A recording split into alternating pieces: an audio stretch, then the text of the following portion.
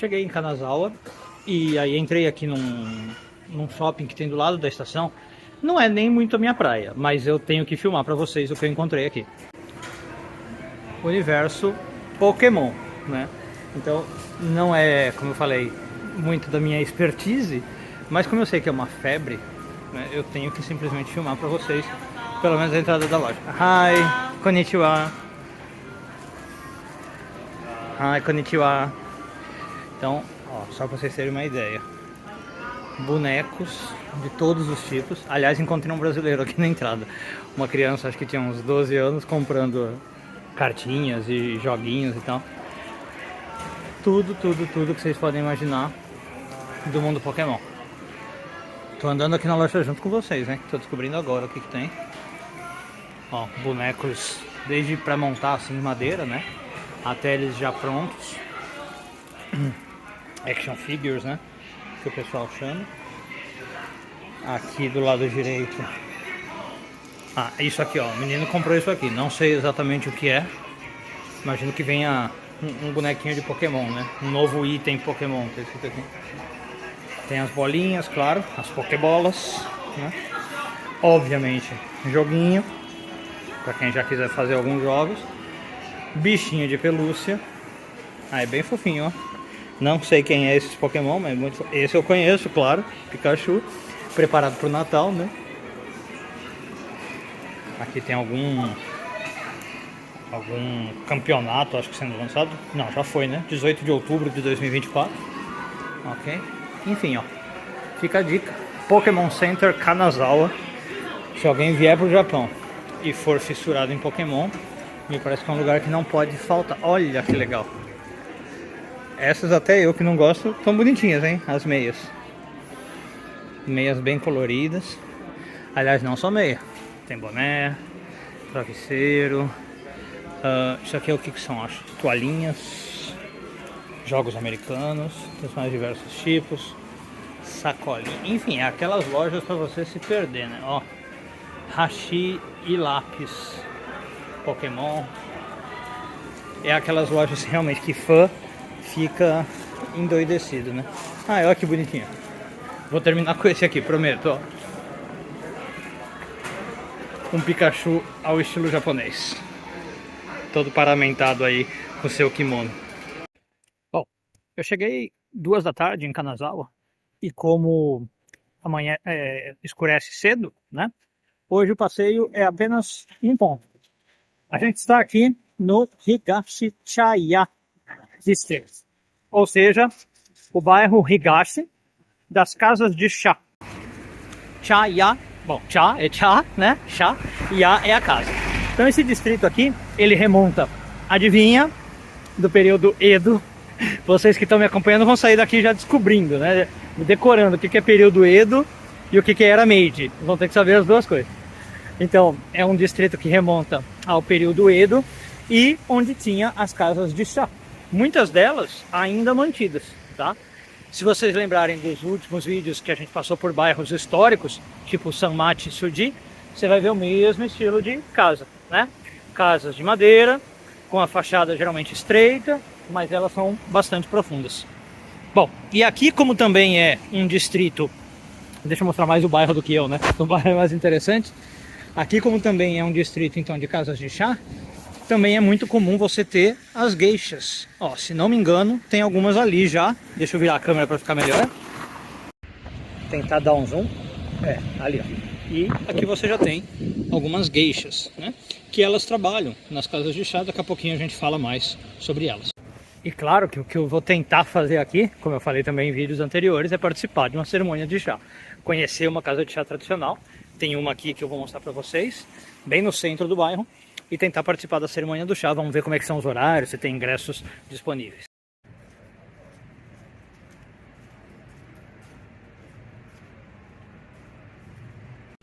Então, estou indo agora para uma casa de chá, e que também é uma casa de geishas, chamada Shima. E antes de chegar lá, queria contar para vocês uma curiosidade linguística histórica, que acho que pode ser bacana. Bom, deixa eu ir mostrando o bairro, né, que é mais interessante. Então, a gente tem basicamente algumas palavras algumas palavras no mundo que elas podem ser consideradas praticamente universais do ponto de vista linguístico. Uma delas é banana, né? Quase todos os idiomas que você conhecer vão falar banana, banana. E uma dessas palavras que é bastante universal, mas não é tanto quanto banana, é a palavra chá.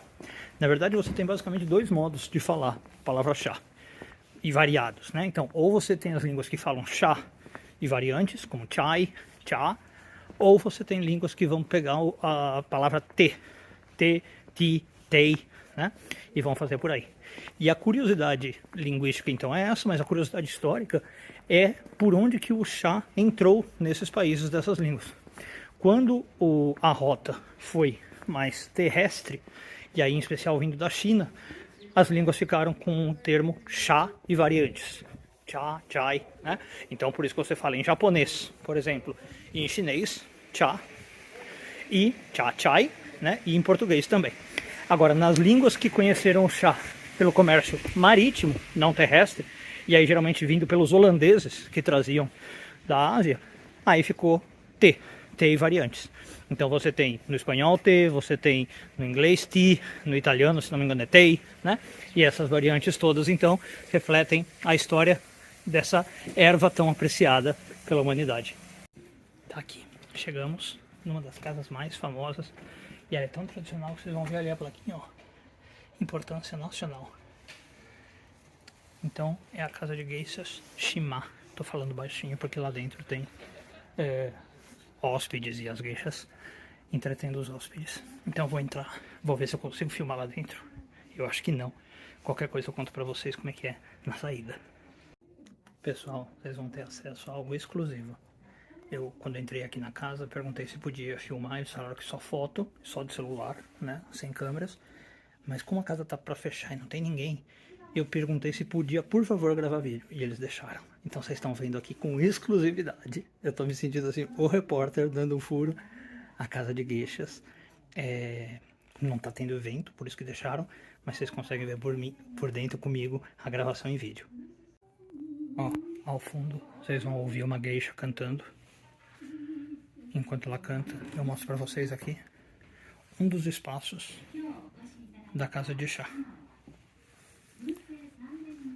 Então, aqui onde você faz o chá, nessa areia, você esquenta, põe o fogo e a panela, e as pessoas sentadas aqui ao redor do tatame, então, participam da cerimônia e bebem o chá. Uma coisa interessante de falar também, que aliás um conceito errado que as pessoas têm é: o que é uma geisha? Se eu te perguntasse, o que você falaria? Talvez muitos de vocês achem que a geisha é uma prostituta, né? Mas não é, não tem nada a ver com isso. A geisha, ela é uma mulher treinada para entreter os homens, sem qualquer conotação sexual. Então as geishas são altamente educadas, eruditas, cultas. Elas aprendem vários tipos de artes performática, canto, dança e também tocar instrumentos musicais. Vou mostrar para vocês dois aqui. Esse instrumento longo aqui, que você apoia sobre as coxas e toca as cordas, é o koto. Tá? Aqui tem uma imagem que mostra mais ou menos como é que se faz. E aqui você tem um biwa, o que parece um banjo, né? Parece um violão, um banjo. Tem esses tamborzinhos aqui também, tamboretes, só que esses eu não sei o nome. Enfim, isso faz parte do arsenal, né, do repertório que a geisha tem para entreter os seus convidados. Então talvez alguns de vocês viram aquele filme Memórias de uma Geisha, né, que é baseado num livro. Lá mostra como elas são, como é exaustiva a educação que elas têm que passar. E elas estudam por anos e treinam por anos para poder ter esse papel, né? Hoje o valor das geishas é bastante cultural, no sentido de manter a tradição histórica. Elas às vezes participam de festas, de eventos, né? E trabalham em lugares como esses aqui, onde eu estou, no Higashi Chaya District, no distrito das casas de chá. Agora, por que algumas pessoas acham que elas são prostitutas, né? De onde que vem isso?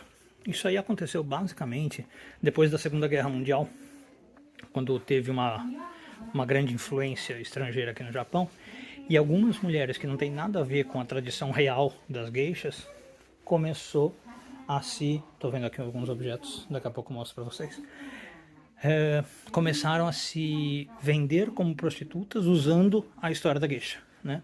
Então os ocidentais, que às vezes não conheciam muito, não conheciam nada da tradição, chegavam no Japão, ficavam com essas mulheres como prostituição e achavam que estavam ficando com geishas tradicionais.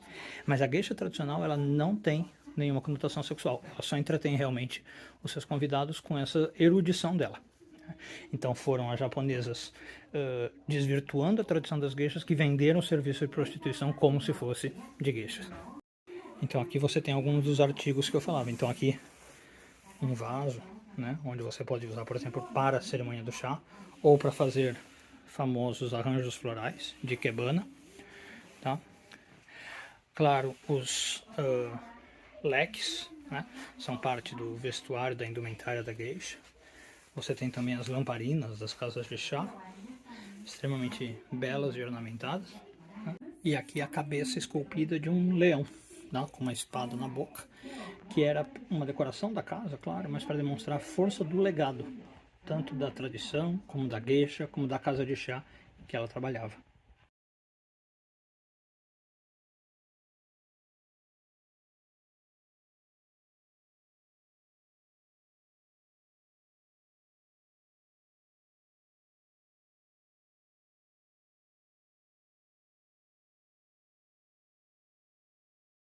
Bom, duas ou três curiosidades que vocês talvez não sabiam das geishas, espero que não sabiam e aprendam aqui comigo. Primeiro, eu falei de uns instrumentos tradicionais que elas tocam, estão ali na sala na frente, mas também tem este, né, o tambor. O tambor, em especial, da região que eu estou, Kanazawa. Então você não tinha geishas em outros lugares tocando tambor. Então você tinha às vezes geishas fazendo, digamos, especializações. Elas ficavam conhecidas por algo diferente. Então as geishas de Kanazawa se destacavam por saber tocar tambor, por exemplo. Outra curiosidade é, você está vendo esse biombo dourado, né? As geishas, elas tinham que fazer a performance diante de um biombo dourado, né? Era parte da tradição. E a última curiosidade, que é talvez aquela que mais vocês já viram, mas não sabem porquê, vocês já viram a maquiagem de uma geisha, né? Extremamente carregada no branco, tem bastante preto do cabelo e a boca bem vermelha, né? Por que isso? Por que esse tipo de maquiagem bem carregada, em especial o branco? Bom, nós estamos falando, como a gente falou ali, brincando, do período Edo, né? Essas geishas surgem no período Edo. E no período Edo, você não tinha iluminação elétrica. Então, todos os shows das geishas, as performances, né? Os shows não. As performances das geishas eram feitas à luz de vela. Então, geralmente, duas velas só. Uma, por exemplo, numa parte do quarto e outra na outra parte do quarto. Então, essa maquiagem, especialmente o branco, era para refletir bem no rosto dela e era para fazer como se fosse um efeito cênico, como mais ou menos hoje no teatro a gente usa holofotes e luzes, né? Então era um jogo de luzes pensados para quando batesse no rosto da geisha, refletisse super bem para os espectadores. E até hoje, então, quando você vê shows de geisha, alguns são modernos e usam energia elétrica mesmo, né? Mas outros já fazem nesse modo mais tradicional e continuam usando as velas. Então ali a gente estava mostrando a parte de cima da casa, tá? Aí você desce essas escadas bem estreitas, elas dão aqui pro jardim, como outras casas tradicionais que a gente já viu, né? Que dão sempre com jardim. E aqui chegava-se na cozinha. Olha que cozinha maravilhosa na casa de chá, com muito armário, muitos potes, frascos e vasos. Tá? E aqui era o fogão, tá? Onde você também tinha baldes de água. Quando estava muito quente, você tinha roldanas para deixar o balde mais longe do fogo. Tá? Ali a geisha descalçava os sapatos, né, para entrar na parte da cozinha. E você tinha aqui desse lado, como se fosse também um fogão constante, né? Você punha a panela, o fogo lá embaixo, enfim. Toda essa a cozinha da casa de chá.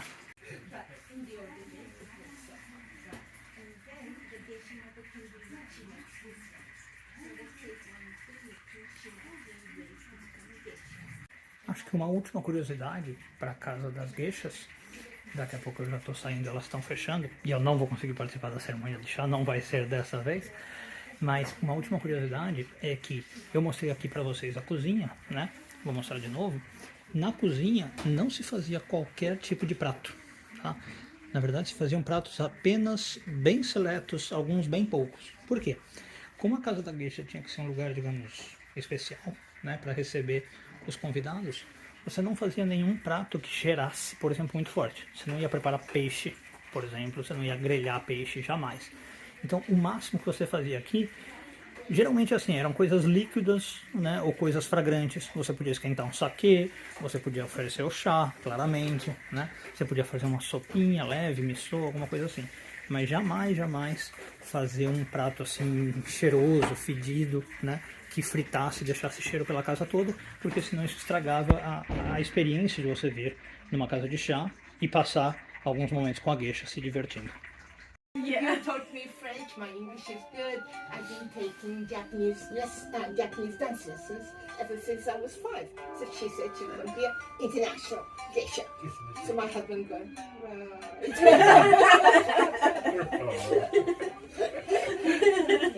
and she is doing very well. Yeah. Right. So as you can see, even for Japanese, it's an unknown world. Yes, yeah. So if you want to go to a geisha party, 3 ways. To know a geisha mother, or to be taken by somebody who has already been to a geisha house. Wow, yeah.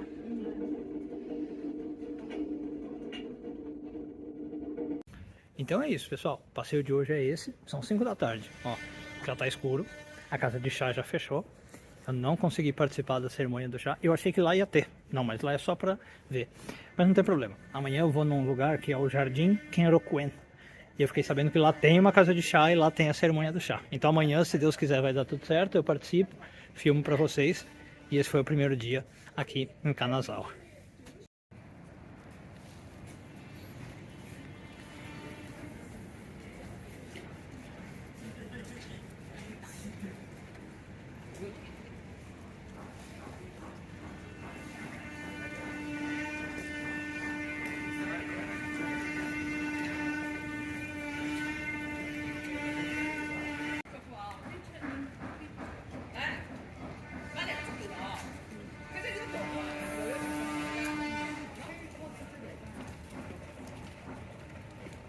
E o segundo dia aqui em Kanazawa começa com um passeio pelo castelo. Sim, Kanazawa tem um castelo.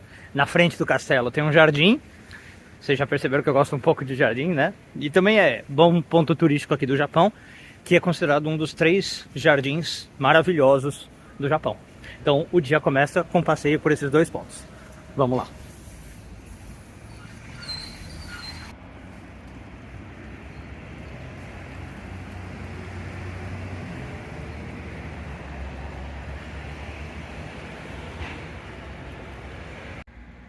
Essa aqui é a entrada do castelo, nessa ponte extremamente charmosa. E aí a gente aproveita para saber um pouquinho de como funciona a história do castelo. Bom, esse castelo foi construído para uma família nobre, né? Adivinha, do período Edo, e que sobreviveu depois até o período Meiji, que é a família Maeda, né? Bom, infelizmente, com guerras, destruição, terremoto, muito do castelo foi perdido, né? Muita coisa foi destruída e não foi reconstruída. Mas uma das poucas coisas que se mantiveram e tiveram que passar por reformas, né, reconstruções, foram o portão, que daqui a pouco a gente passa por lá, e a torre, que era uma torre de vigia, torre de guarda de munição, né? E hoje também, claro, você tinha aqui ao redor da ponte, era todo um fosso, né, para separar do acesso ao castelo. Mas hoje você já tem, não sei se dá para ver lá embaixo, ruas, né, estradas. Então antes isso aqui tudo era um buraco, né, basicamente para prevenir o acesso ao castelo. Bom, e aí desse castelo que ficou mantido, pelo menos essas 2 estruturas, ele já foi usado para várias coisas, depois que ele teve o seu uso inicial de ser a residência da família Maeda. Ele já foi usado pelo exército japonês, em alguns momentos da história do Japão e inclusive já chegou a servir de campus universitário para a universidade local, para a universidade de história. Imagina que legal, né? Você estudar história num local histórico como esse. Mas hoje ele não está sendo usado para nada nesse sentido. Ele ficou realmente como ponto cultural, turístico e aberto à visitação ao público.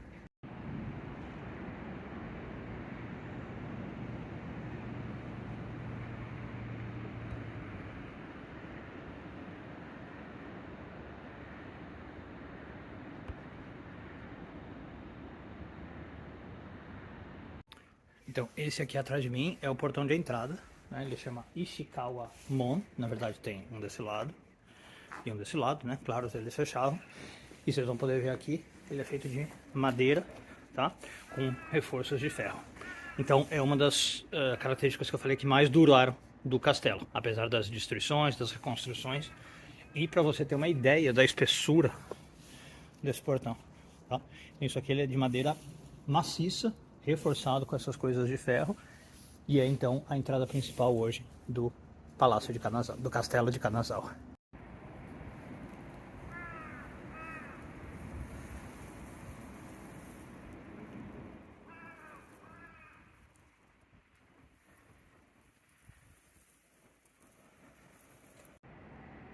E como era comum, você tinha uma segunda entrada, né?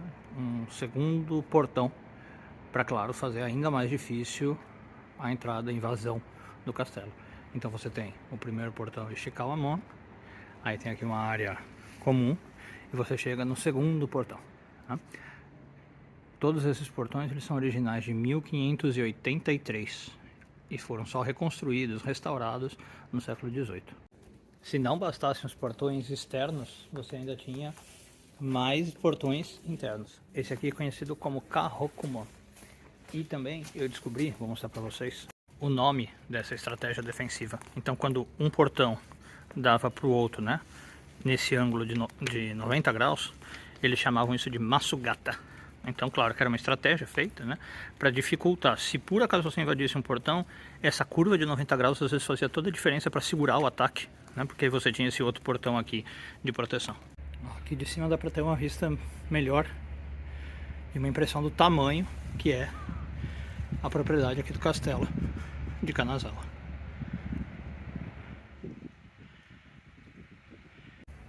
E agora, pessoal, começou a nevar.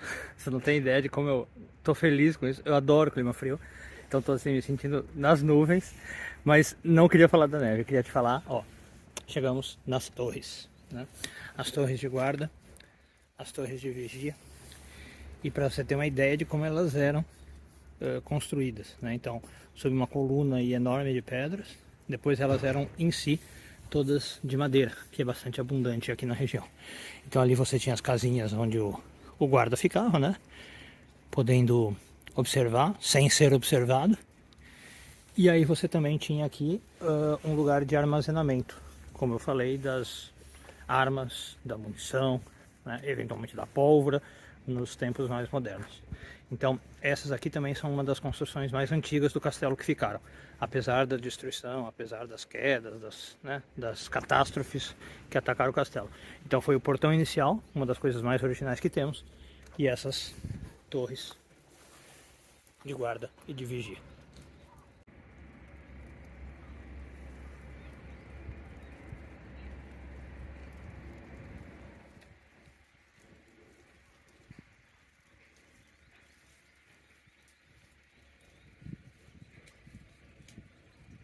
E agora, pessoal, a gente vai pelo mesmo ponte que a gente entrou, né? Ó, o mesmo portão que a gente entrou.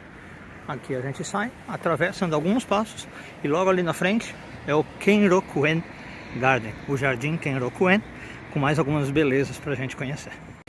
Pronto, aqui está a entrada do Kenrokuen. Kenrokuen. Então, o nome do jardim é esse, vamos explicar por quê, vou mostrar os ideogramas para vocês. Então esse primeiro ideograma aqui, ó, esse aqui, da esquerda, tá? Eu leio Ken, que significa combinado. Esse aqui do meio, Roku, é o número 6. E esse final, En, é jardim. Então seria algo assim como o jardim dos 6 combinados. Por quê? Então, e aí o que tem que ver, né? O jardim combinado de 6. O nome foi dado, diz aqui na placa, em 1822, baseado num livro chinês que era famoso aqui na época, que influenciou então os proprietários do jardim. E eles fizeram um jardim baseado em 3 pares de elementos contrastantes. Então, como são 3 pares, são 6 conceitos combinados, né? O primeiro conceito, vamos ver se eu lembro de cabeça, era espaço, né? Ou seja, ter áreas abertas contra seclusão, contra também ser aberto, mas deixar você recluso, se você quiser. Depois você tinha coisas artificiais, no sentido de coisas construídas pelo ser humano, modernas, com antiguidade. E depois você tinha o terceiro contraste, era cursos de água, tá? Naturais também, com panoramas, visões que você construía. Então você trabalha esses 6 elementos, e eles são considerados pares contrastantes, então por isso Ken Roku En, o jardim dos 6 combinados.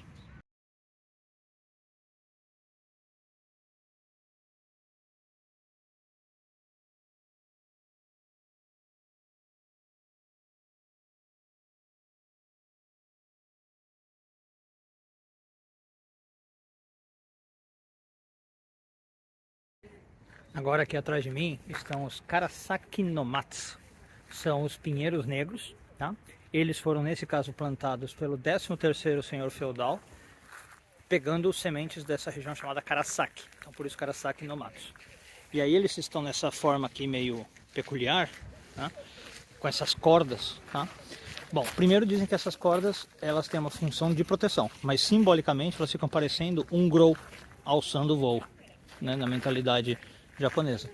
Mas elas estão aí para proteger as folhas da neve pesada. Então quando você põe essas cordas, amarra assim no topo, né, você acaba protegendo a própria vitalidade dos pinheiros.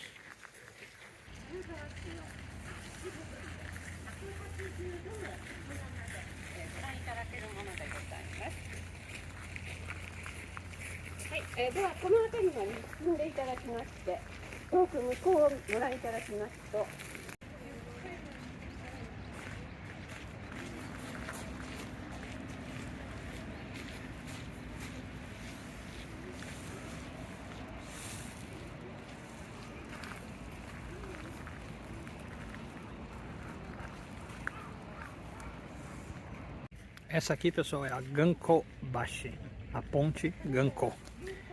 Então ela é feita de pedras, para ser mais exato, 11 pedras. E segundo o imaginário, veja de novo como tudo é muito simbólico, né?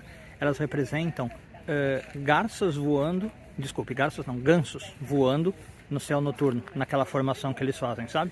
Ficam gansos à frente e gansos atrás.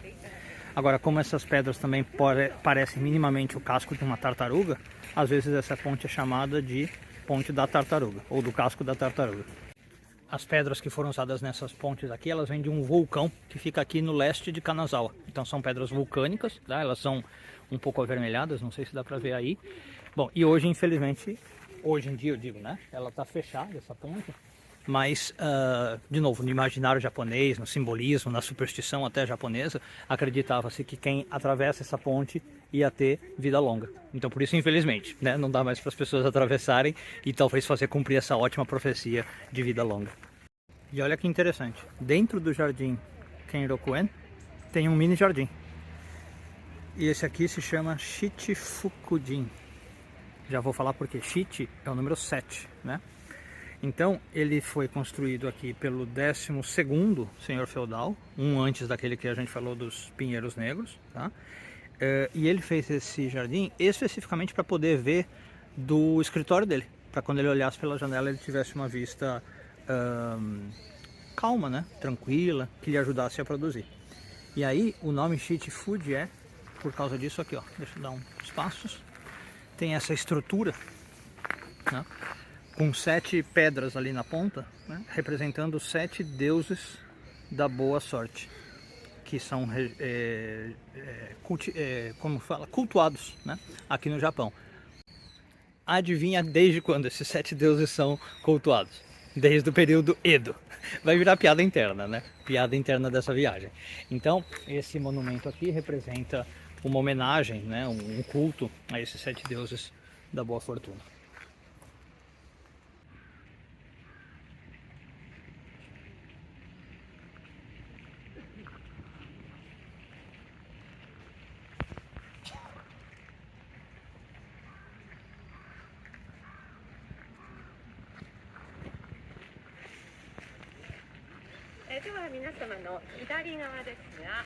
Bom, o clima mudou totalmente. Tava chovendo, nevando e agora já tá um solzinho, né?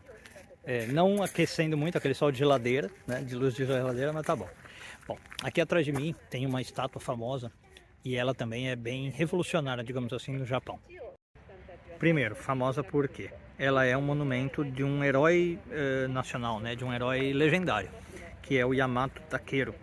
E essa estátua então foi construída em 1880 para, digamos, confortar o espírito dos soldados locais que morreram numa guerra chamada Guerra Seinan. Agora, por que que ela é também inovadora, né? Porque ela é a primeira estátua feita no Japão fora de um templo e, portanto, com uma conotação não budista, né? Ela foi feita ao ar livre para servir para fins, digamos, mais políticos do que outra coisa. Não é para religioso, né? Então ela chamou muita atenção. Ela é toda de bronze, tá? Ela tem 5,5 metros de altura. Foi posta sobre aí pedras, né, para mostrar solidez, como se fosse do herói, a rocha, né, como força. E apesar disso, você pode ver que tem duas características aí da estátua. Ela tem traços esvoaçantes, né, como se as roupas do herói estivessem voando. E também tentaram se dar aquele efeito que é muito comum em pinturas e arte, que de onde você esteja, parece que o herói está olhando para você, né? Não importa de que lado você venha, né? Do lado esquerdo, do lado direito, parece que o herói está sempre olhando para você. Então a ideia também é que ele está conectado com você, te dando força, te dando coragem, de algum modo. Gente, que lugar maravilhoso, viu? Acho que dá para entender porque é um dos 3 jardins maravilhosos do Japão. Acho que de todos que eu visitei até agora, o mais bonito, viu? Na minha opinião, acho que é um dos que eu mais gostei.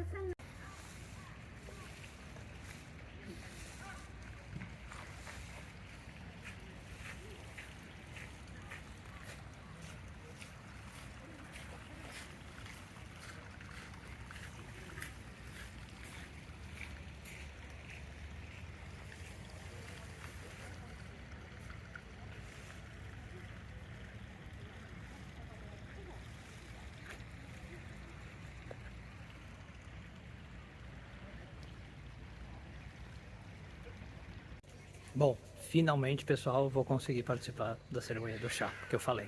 Então aqui no meio do Kenroku-en Garden tem uma casa tradicional de chá, chama Shigurei Tea. Só que, infelizmente, opa, peraí que eu pus o mapa na frente, infelizmente, ó, não pode filmar, não pode tirar foto, eles já avisam. Mas tudo bem, eu conto pra vocês na saída. Então deixa eu só mostrar aqui pra vocês como é que funciona. Então eles têm basicamente 2 menus, né, os 2 de chá verde. Então um deles aqui é matcha, não, desculpe, esse é sencha, né? É um tipo de chá verde, custa 340 ienes, tá aqui, 340. E esse aqui é matcha, esse custa 800 ienes. Então tem aqui também em inglês. Então um é powder green tea, ele é bem forte, e o outro é green tea normal, né? Agora, esse vem com docinho japonês e esse vem com um bolinho japonês. Então, assim, eu sinceramente não sou muito fã de chá verde. Todas as vezes que eu experimentei, não consegui tomar. Vamos ver se aqui é diferente. Mas como eu já não sou muito fã, eu não vou pegar o de 800 ienes, né? E com docinho. Eu vou pegar o normal com bolinho. E vamos ver. Uma cerimônia de chá, ela pode levar de 90 minutos a 4 horas, dependendo da cerimônia. Aqui, como é algo para turistas, né? Imagino que não vai ser tão demorado, deve ser no máximo 90 minutos. Enfim, quando acabar, eu conto para vocês como é que foi. Pronto, pessoal, terminou minha experiência aqui. E, bom, não podia filmar a cerimônia, nem tirar foto, mas depois da cerimônia eu consegui tirar algumas fotos e fazer um vídeo. Então eu ponho para vocês. E devo dizer que foi muito legal. Bom, vou falar a verdade. O chá em si, como eu disse, eu não consigo. O chá verde não é comigo. Em especial ali não vem com açúcar, então era bem ruim, bem ruim. Eu não sei se vocês gostam, mas pra mim o chá verde não desce. Aí o docinho pelo menos dava uma adoçada, né? E aí você tomava o chá depois, melhorava um pouco, mas o chá é bem ruim. Mas tirando isso, a cerimônia é linda, muito bacana. Demorou quase 90 minutos. E é uma cerimônia que é basicamente assim. ela vai ao redor de precisão dos movimentos, né? Tudo meticulosamente planejado, calculado, são anos de estudo e dedicação para saber como é que se faz, o jeito que você pega a erva, o jeito que você põe a erva, o jeito que você gira a xícara, você tem que girar 2 vezes no sentido horário, né? Tem todo um ritual, e é tudo sobre como receber bem o convidado, né? Então você também tem isso, como você dar um ambiente confortável para o convidado, como você dar uma bebida boa, no caso para mim não foi muito boa, mas tudo bem, como você fazer os doces, né? E depois quando você termina, você abre a porta interna da casa que vai para um jardim, que a gente já viu que é muito característico dessas casas tradicionais, ter o jardim interno. Enfim, então é toda uma cerimônia, vamos pensar assim, de hospitalidade, né? E claro, aliado com a precisão dos rituais japoneses. Então, para quem quiser ter uma experiência, imagino que tenha várias no Japão, mas aqui fica a dica da Shigurei Tea House, a casa de chá, no meio do Kenrokuen Garden.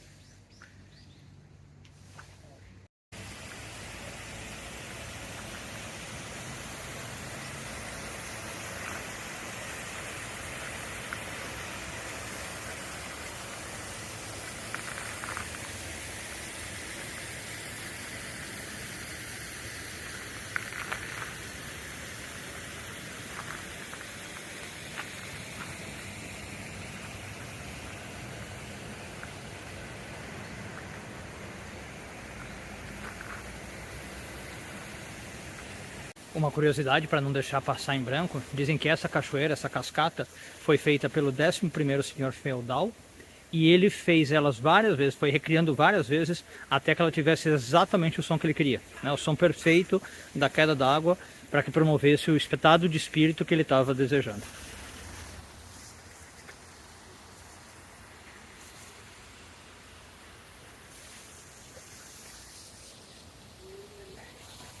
Próxima parada de hoje, Myoryuji Temple. E como vocês podem ver ali, também conhecido pelo Templo Ninja. E aí você pode pensar, mas pera, como é que é um templo ninja, né? Templo religioso, ninja é militar. Bom, começa justamente aí a questão. É um templo, tá? De uma linha do budismo, a linha Nichiren, só que disfarçado-se, e além de se usar como templo, se usava para a proteção da família Maeda que a gente viu, né? A família nobre aqui da região. Adivinha quando é que ele foi construído? Eu vou parar de falar, senão fica parecendo piada, né? Fica parecendo que eu tô zombando vocês.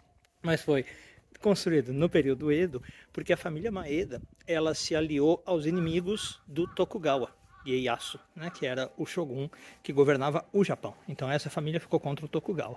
E para proteger a família Maeda, fizeram esse templo disfarçado também de local de defesa, com um monte de coisas secretas aqui, armadilhas ninja. E deixa eu mostrar agora, virando a câmera, e falar um pouquinho mais para vocês. Então, os ninjas, eles são especialistas em artes de, em inglês é deception, né? De engano, de fraude.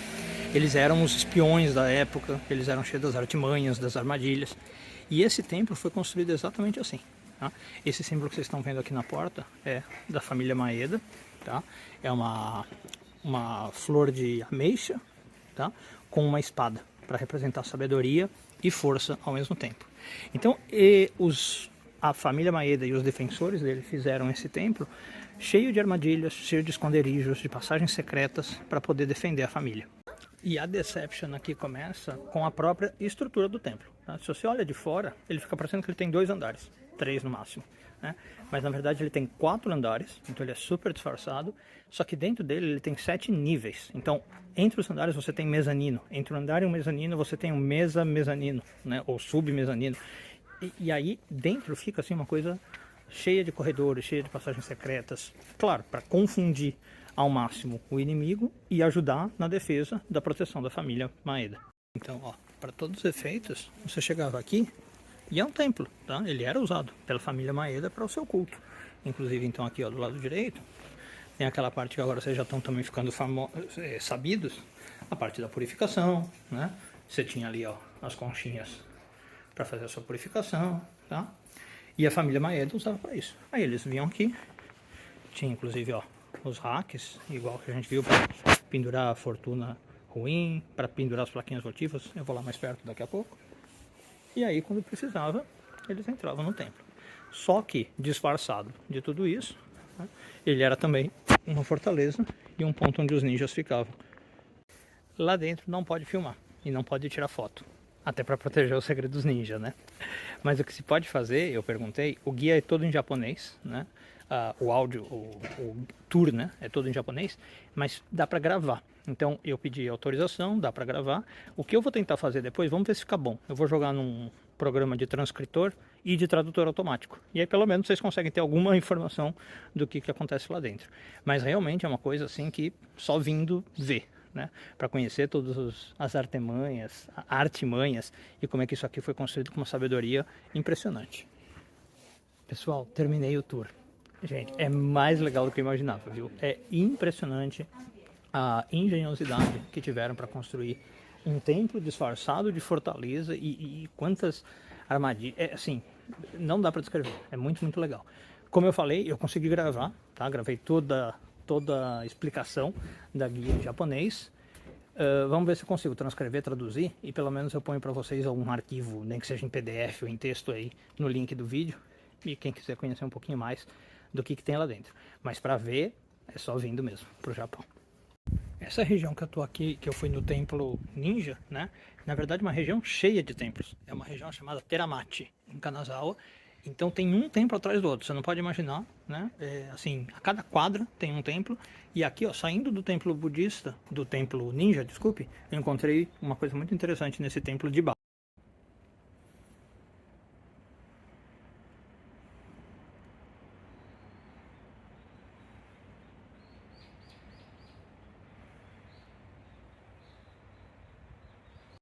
Então, e isso tudo aqui atrás de mim são lápides, tá? No budismo, os ritos funerários podem variar muito de uma linha de budismo para outra, de um país para outro, mas no Japão em especial, não é o mais costume enterrar, mas sim cremar as pessoas. Então você consegue fazer lápides bem pequenas, né, e juntas uma da outra, assim elas ficam bem apinhadas. Isso representa também algumas outras questões. Bom, primeiro, o Japão sofre de um problema de espaço, né, sério. Então você enterrar não é muito prático até nesse sentido. Agora, uma outra coisa é que isso aqui também representa a simplicidade. Como o budismo é uma religião que fala muito do desapego da vida material, não faz sentido também para eles você ficar fazendo grandes lápides, grandes covas, né, com mausoléus enormes. Então, realmente, assim, uma simples pedra com uma inscrição é o suficiente para servir de lápide. E, claro, eles estão protegidos, né, pelas estátuas do Buda aqui.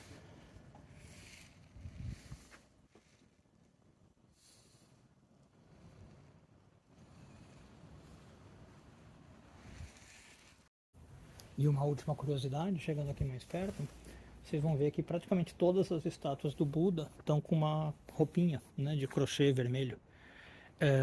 Bom, isso aqui de novo não é uma prática, uma regra universal budista, né? Aliás, geralmente você vai ver estátuas do Buda sem isso, mas é um costume local, de budismos locais. Então esse aqui, eu não sei sinceramente se é só no Japão, eu acho que é da região de Kanazawa.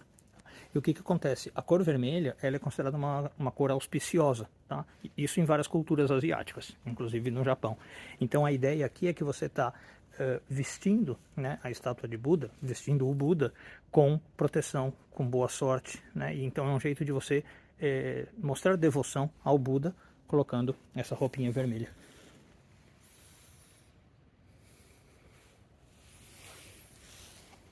E a última parada do dia, Nagamachi. Bom, Nagamachi é um nome extremamente genérico, né? Nagamachi significa centro da cidade. Então você tem Nagamachi em todas as grandes cidades do Japão, nas grandes e nas pequenas. Tá? Só que o que tem? Cada centro de cada cidade, claro, vai ter uma ligação histórica. Então, como vocês estão vendo aqui na placa, aqui o centro histórico de Kanazawa é conhecido pelas casas de samurai e por mais duas coisas que eu vou contar para vocês. Olha o charme da ruazinha, gente. Você fica imaginando como é que era o Japão, né, medieval. Então, a cidade de Kanazawa é conhecida por duas coisas. E aí aqui no centro histórico você ainda encontra casas tradicionais que trabalham com isso. A primeira coisa é utensílios folhados a ouro. Então virou aqui uma tradição local. Às vezes a gente do país inteiro quer comprar produtos de Kanazawa folhado a ouro. Você tem, por exemplo, também nos restaurantes, pratos típicos de Kanazawa, servidos, né, nesses pratos folhados a ouro, por causa dessa especialidade.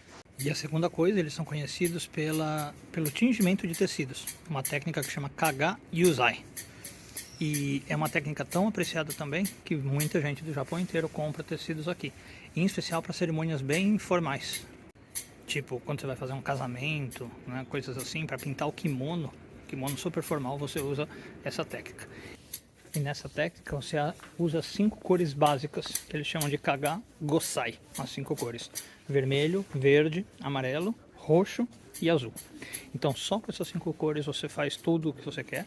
Eles usam muito para fazer animais e paisagens, né? E, enfim, fica uma coisa lindíssima. E uma especialidade aqui da região de Kanazawa, você ainda encontra então essas casinhas aqui de alguns tingidores de tecidos originais, que estão aqui há pelo menos 300 anos.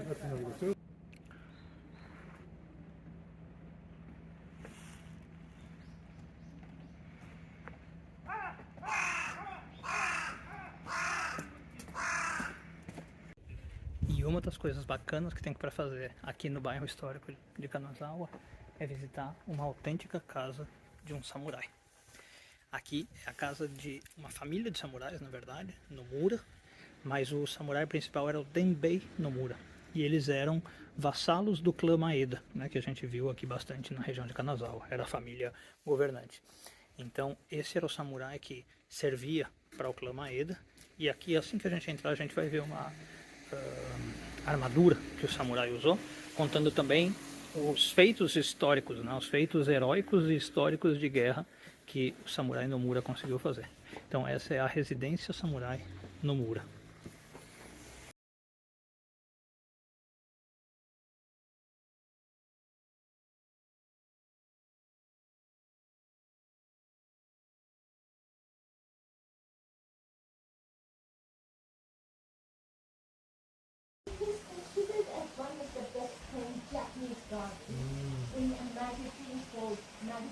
Bom, como toda boa casa, a casa do samurai também não deixava de ter um jardim maravilhoso, né? E aí aqui algumas questões interessantes para a gente falar de jardins. A gente já falou um pouquinho da filosofia do jardim japonês, né? Mas acho que vale a pena falar mais algumas coisas. Bom, primeiro, o jardim ele é feito com o equilíbrio das energias Yin e Yang, né? Que também são energias masculina, feminina, ativa, passiva, dinâmica, parada, luz, escuridão. Então o lado direito que vocês estão vendo aqui, ó, onde tem água se mexendo, né, é considerado o lado masculino do jardim. E aqui do lado esquerdo, das pedras para a esquerda, você tem o lado feminino do jardim, né, onde as águas ficam paradas. Isso era feito para dar o equilíbrio. Outra coisa interessante a pensar é o seguinte: na cultura japonesa, né, você tem 3 plantas ou 3 árvores que são chamadas as 3 amigas do inverno, né, porque elas resistem bem ao inverno. E são as Shochikubai. E essas 3 árvores, em geral, elas eram postas em todos os jardins. E principalmente, por exemplo, num jardim samurai. Então ele tem aqui, e quais são essas 3 árvores e por que elas são usadas nesse sentido. A primeira delas é o pinho, né, o pinheiro, que a gente já viu alguns, inclusive, ao longo da viagem, que simboliza longevidade, dureza, né, capacidade de resistência. Por quê? Porque os pinheiros eles ficam verdes o ano todo. Então mesmo quando está o inverno bem severo, quando está as condições mais inóspitas possíveis, o pinheiro ele se mantém.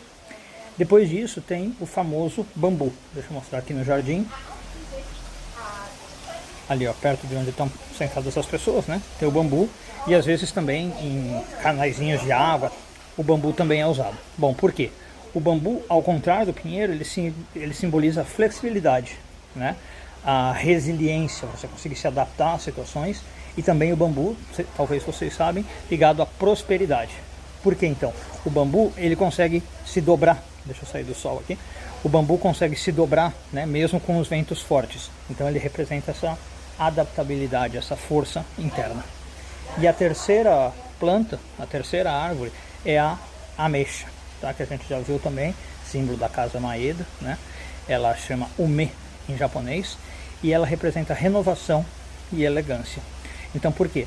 Porque as flores da ameixeira, elas são as primeiras a florescerem, assim que começa a primavera. Então parece que ela vai, já no finzinho do inverno ela já começa a aparecer, ou no comecinho da primavera. Então, antes das outras plantas, né? Então ela é como se fosse assim, o arauto da primavera. Ela inicia a primavera.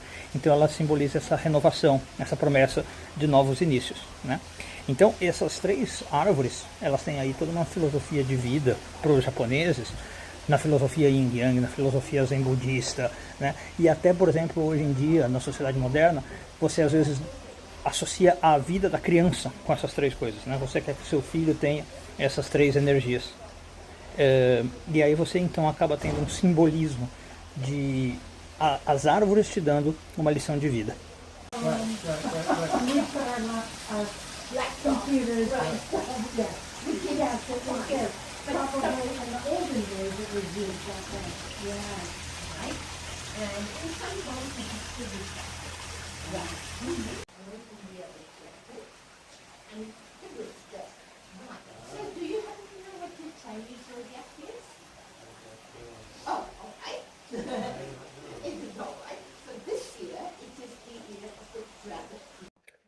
Outra coisa que eu estava lembrando ali do jardim, e é uma relação que os samurais têm, não sei se vocês já ouviram falar, existe uma relação especial entre os samurais e as sombras, né?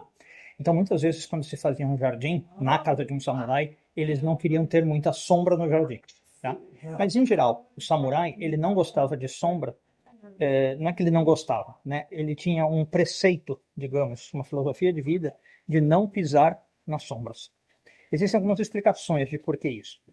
A primeira é, se fosse a sombra de uma outra pessoa, isso era visto como um sinal de respeito, né? Então, você não pisar na sombra de alguém é um sinal de que você está reconhecendo que a sombra é uma extensão da pessoa, né? Então, de novo, numa sociedade super hierarquizada como é o Japão, você não pisar na sombra representa isso. Agora, quando fossem outras sombras também, você podia também ter essa ideia de não pisar nelas, porque aí acontecia o seguinte: a sombra, você pisar na sombra, ela pode representar, sei lá, um perigo iminente. No sentido, às vezes está uma sombra e você não vê uma pedra, você não vê um buraco, né? Então, o fato de você não pisar na sombra poupava você de eventuais riscos. E, por fim, o terceiro ponto, ligado a esses outros 2, é que quando o samurai se predispõe a não pisar em nenhuma sombra, ele tem que ter uma atitude constante de vigília e de atenção, né? Que é típico do que um samurai quer. Então ele está o tempo inteiro preocupado, digamos, com seus passos, pensando nos seus passos. E aí o significado é literal, né? Mas também filosófico de vida. Aonde que eu estou andando? Aonde que eu estou pisando? 7-Eleven cashier is not a revered job. So she didn't want me to see her as a cashier. So that day, I think any job is shame. You're not cashier. For me, I don't care. Olha, pessoal, aqui está um exemplo da pintura que eu falei para vocês. Estou feliz que eu consegui achar. A pintura do tipo Yuzen, né? Kagai Yuzen. Então você veja, aqui não estão usando as 5 cores, tá? Mas aparece, ou talvez estão, né? Ó, tem o vermelho, azul, verde, amarelo, só não estou vendo o roxo.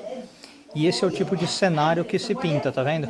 São paisagens, são animais, com muita iluminação, tá?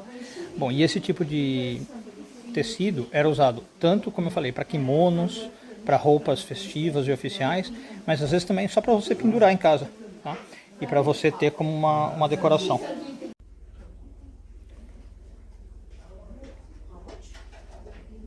E claro que também, falando de samurais, não podia deixar de faltar as armas, né?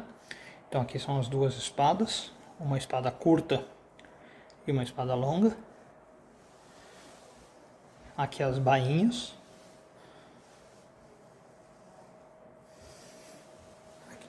Aqui a gente vê mais uma espada curta. Todas elas originais, né? Todas elas do período... Olha lá. Período Edo. Né? Aqui do lado você tem uma bandeja para usar tabaco. Né? Então você tem aqui na frente o cachimbo, né? E depois os potes para preparar o tabaco. Aqui a gente tem um tipo de decoração de parede, né? Extremamente bonito, extremamente bem pintado. Aqueles que você deixa ocupando uma parede inteira, E alguns outros itens muito bonitos da casa do samurai. Veja esse, por exemplo. Uma caixa, né? Ou caixas de disposição dourada, com aquela banho de ouro que a gente falou, típico de Kanazawa. Olha que interessante isso. Isso é um aquecedor de mão. Você punha os dedos ali dentro, né? Lá no meio, claro, punha uma brasa, um fogo, e os dedos dentro para poder aquecer a mão, na época que não tinha luvas, né? E olha esse tipo de pote também, que bonito, né? Muitas vezes o samurai, ele era treinado não só na arte da guerra, mas em outras artes. Ele sabia fazer cerâmica, ele sabia fazer caligrafia, né? Ele sabia tingir tecidos, né? Então às vezes ele tinha também outras habilidades que eram muito apreciadas na época da cultura dos samurais.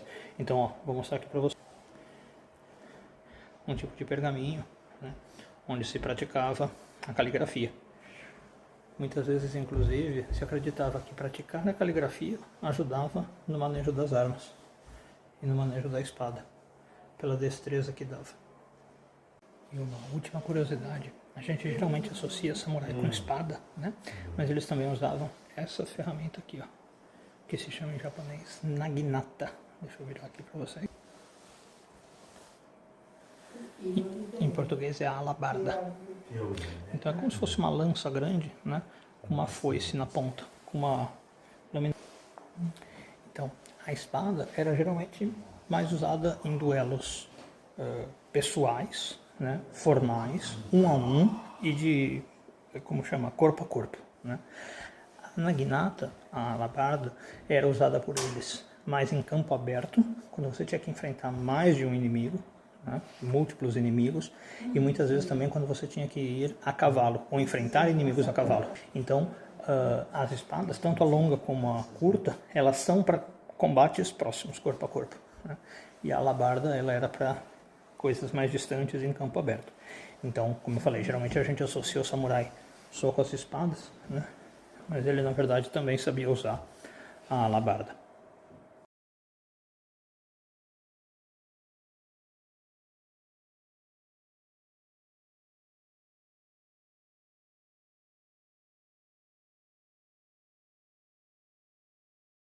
E é isso, pessoal. Esses foram os 2 dias em Kanazawa. Espero que tenham gostado do vídeo, apesar dele ter ficado longo, e a gente se vê na próxima. Um beijo grande e tudo de bom a todos.